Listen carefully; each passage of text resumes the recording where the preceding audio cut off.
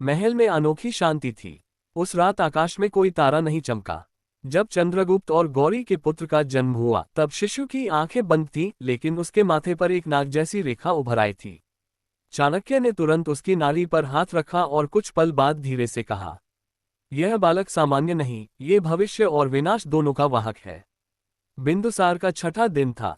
रात्रि में जब महल सो रहा था, वह शिशु अपनी आंखें खोलकर छत को देख रहा था और उसी क्षण छत पर काली छाया प्रकट हुई।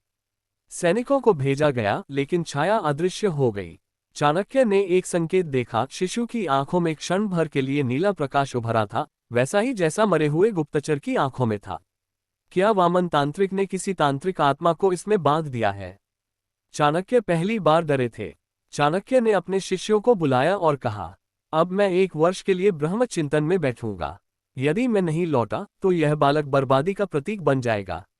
उन्होंने बिंदुसार को ब्रह्मसत्ता की रक्षा पट्टी पहनाए और एक गुप्तशाला में ले जाकर रखा, जहां कोई भी बिना अनुमति प्रवेश नहीं कर सकता था। चंद्रगुप्त व्याकुल था, लेकिन चाणक्य ने कहा, राज्य की रक्षा अब तप से होगी, तलवार से नहीं। उसी रात नागगर्भ की पुस्तक, जो कभी जल चुकी थी, अब राख के बीच से एक नई काली छाया पुस्तक के रूप में उभरी। गौरी को उसमें कुछ दृश्य दिखे। 1. बिंदुसार एक तांत्रिक यज्ञ में खड़ा है। 2. चंद्रगुप्त रक्त से लथपथ युद्धभूमि में गिरा है। 3. चाणक्य पत्थर की तरह जड़ हो चुके हैं, आंखें खुली हैं लेकिन दृष्टिहीन। गौरी चीख पड़ी, ये तो मृत्यु का ग्रंथ है।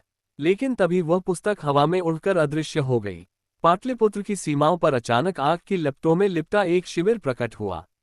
अंदर वामन तांत्रिक था, पर अब उसकी देह मनुष्य जैसी नहीं थी। वह एक नाग दैत्य में बदल चुका था, आधा मानव आधा नाग। उसकी आंखों में चंद्रगुप्त का सिंहासन झलक रहा था। वह बोला, अब मैं नहीं लौटूंगा, अब मैं जीऊंगा। बिंदुसार को पाकर मैं नागगर्भ का नया अधिपति बनूंगा।